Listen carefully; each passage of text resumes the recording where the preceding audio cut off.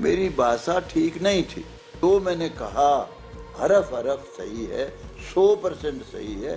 अरे कुत्ता बैठा रहा सामने, उसके तूतड़ डाले ससुरे के तो इनके सारा के राज इनसे गया।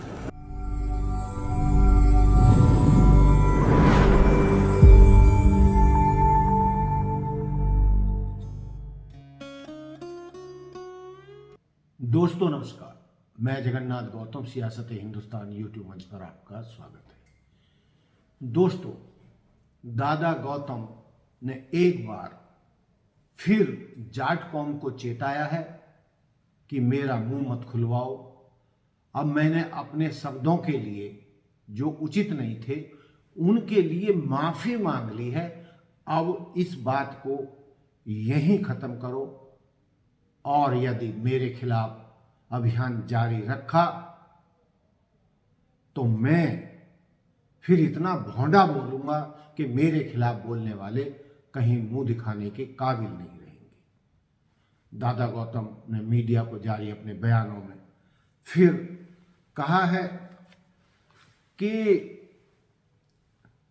जब जब जितने साल हरियाणा में, मतलब कहने का तात्पर्य ये है कि लब्बो लुबाव ये है, वो जो सारा कुछ कह रहे हैं वो ये है कि हरियाणा में ज़्यादातर जाट कौम का राज रहा है, जाट मुख्यमंत्रियों ने शासन किया है, और जब जब जाट मुख्यमंत्रियों का शासन रहा है तो जाट कौम ने हरियाणा में कितना आतंक मचाया है, किस तरीके से उन्होंने नौकरियां लूटी हैं, किस तरीके से ठेके लूटे हैं, या जो भी 2 नंबर के धंधे थे उनमें जाटों ने किस तरीके से कमाई करके अपने घरों को भरा है।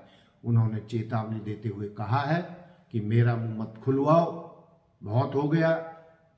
मैं एक बार फिर कह रहा हूं कि मैंने जो कहा था मेरे शब्द शायद उचित नहीं थे, लेकिन साथ में वो ये भी कह रहे हैं, लेकिन मैंने जो कहा था उसके पीछे का जो आशय था वो गलत नहीं था। वो जो मैंने कहा वो सत्य था, मैं आज उस पर कायम हूं। मेरी भाषा ठीक नहीं थी, मेरे मुंह से जो निकला मुझे ध्यान भी नहीं रहता। 80 बरस की उम्र होगी, कई बार कई चीजें ऐसी निकल जाती हैं, वो गलत निकल गई। उसके लिए मुझे दुख भी है, उसके लिए मुझे अफसोस भी है।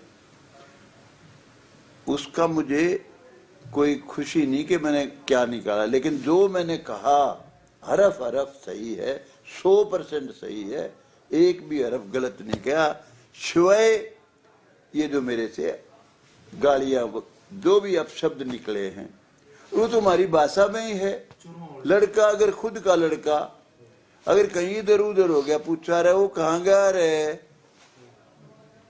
वो तो बाबू फलानी जगह गया, फिर थोड़ी देर में फिर पूछेगा अरे कड़े मर गया, कि उसने मारना चाहो, कड़े मर गया, फिर कहेगा अरे बेट तो पंदा ही नहीं। भाषा है हमारी ये, और ये गलती मेरे से हुई है, उसका मुझे दुख भी है।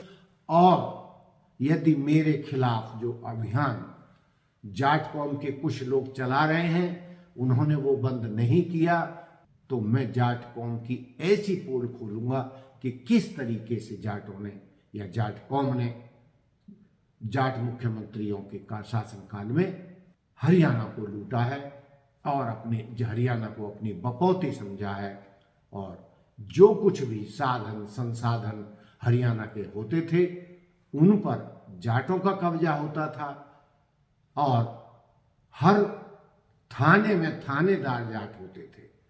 यानी आधी से ज़्यादा जो पोस्ट होती, चाहे किसी भी डिपार्टमेंट की होती थी, चाहे वो पुलिस की हो, चाहे बिजली विभाग की हो, चाहे हुड्डा की हो, यानी हर विभाग में जाटों का बोलबाला था।